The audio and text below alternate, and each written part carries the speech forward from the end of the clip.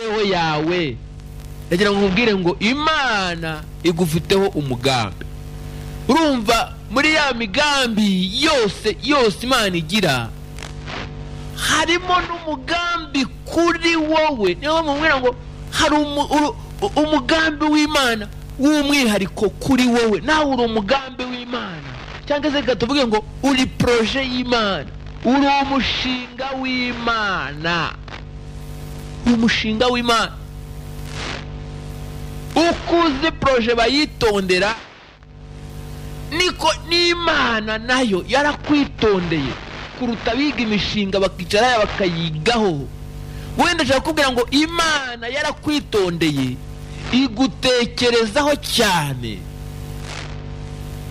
Uri mu bitekerezo by'Imana, ariko ntago ari uyu munsi uri mu bitekerezo by'Imana gusa, kuko Imana yarabanje igutekerezaho mbere y'ukubaho. Wahoze mu bitekerezo byayo, wahoze mu bitekerezo byayo, yajyaga ipanga ibyawe utarabamo.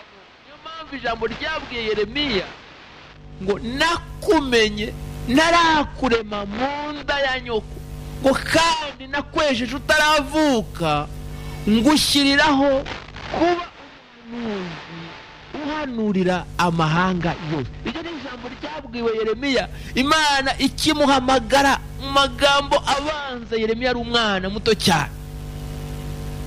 Igice cya mbere ku murongo wa 5, nakumenye narakurema mu nda ya nyoko kandi nakwejeje utaravuka ngushyirireho kuba umuhanuzi uhanurira amahanga. Umva iryo jambo, nakumenye narakurema. Numva ko wabanje mu bitekerezo by'Imana.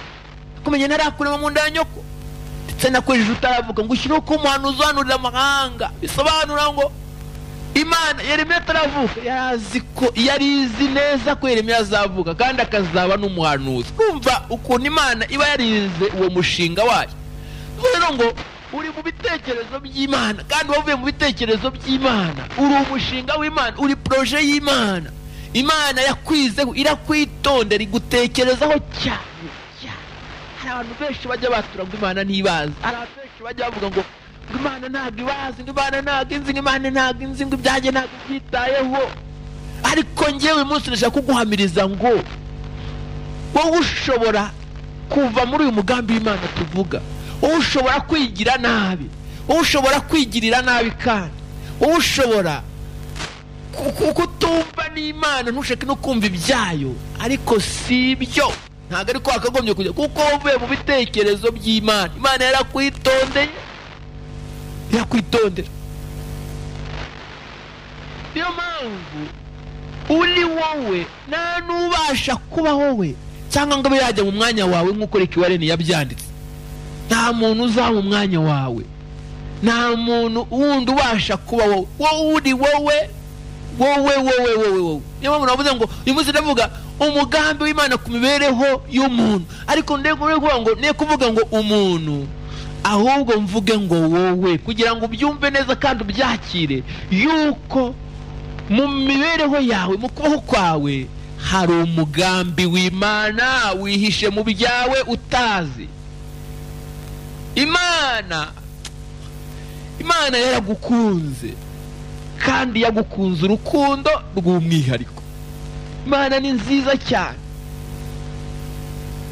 Ntabwo nzi uri uyu munsi wa none, sinzi n'icyo uri cy'uyu munsi wa none, sinzi niba ukora ibyo ukora binezeza Imana cyangwa se bitanayinezeza, ariko wowe ndashaka kukubwira ko uri wowe.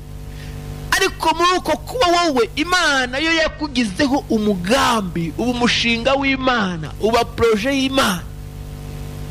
Kandi umugambi w'Imana turi buze wenda kugaruka kuri ayo magambo, ariko nayo nkubwira ngo umugambi w'Imana kuri wowe ni umugambi mwiza, kuko ijambo ryatubwiye ngo nsibyo nibwira nzabagirira, yemwe ni byiza si bibi, ni amahoro si bibi. Ayo magambo turaza kuyagaruka. Ariko yagukunze urukundo rw'umwihariko. Ese wowe wari uzi ko Imana yagukunze? Yewe mwana w'umuntu, wari uzi ko Imana yagukunze urukundo rw'umwihariko? Wari uzi ko Imana yagukunze urukundo rw'umwihariko umwihariko ariko kuko ugiye no kureba mu iremwa ry'umwana w'umuntu, umuntu akaremwa agashyirwaho nyuma y'uko Imana imaze kurema ibindi bintu byose, ko yaravuze ngo iki ngiki kibeho kikabaho. Ngira ngo yahereye ku mucyo, niba ntibeshya iravuga ngo umucyo ubeho, umucyo ubaho. Handi iravuga ngo ntihabeho isanzure, handi iravuga ngo ntihabeho amazi, handi iravuga ngo ntihabeho ijuru, handi iravuga ngo habeho amazi. Murumva yagiye ivuga ibintu byose. Ubundi iravuga ngo ntihabeho inyamaswa, ubundi iravuga ngo ntihabeho ibimera. Ibyo byose uko Imana yabivuze niko byagendaga bibaho. Ariko irakugendera, muzasoma mu gitabo cy'Itangiriro igice cya mbere ku murongo wa 26 niwo uzasanga uburyo burya urukundo rw'umwihariko Imana yakunze umuntu bwa mbere na mbere rw'umwihariko rwagaragariye mu itangira, mu iremwa. Kuko noneho arimo rero ngo reka turemo umuntu mu ishusho yacu. Ntabwo ahise avuga ngo umuntu nabeho ngo ahite abaho. Oya, ahubwo byarabanje biratekerezwa neza, inama iricara iraba ngo reka turemo umuntu. Habayeho ijambo ryango, ikintu kigaragaza urwo rukundo rw'umwihariko nahangaha mwirema tubona uburyo Imana yabyitondeye, yitondera kuremwa k'umuntu, irabyitondera ngo reka tureme, irabanza irabyitondera. Ibindi yavuze ngo bibeho bikabaho, yavuga ngo iki kibaho kikabaho, yavuga ngo iki kibaho kikabaho, ariko igeze ku muntu irabanza yitondera neza. Ibyo ni ijambo rya mbere rigaragaza uru rukundo rw'umwihariko. Imana yarabanjije irabyitondera, habayeho kwitonderwa mu iremwa. Ijambo rya kabiri naho tuvuga ngo yaremye nk'umuntu, ngo reka tureme umuntu ngo agire ishusho yacu ase natwe. Urumva none ijambo rya kabiri nahangaha none wumva ko hariho no gusa n'Imana ubwayo.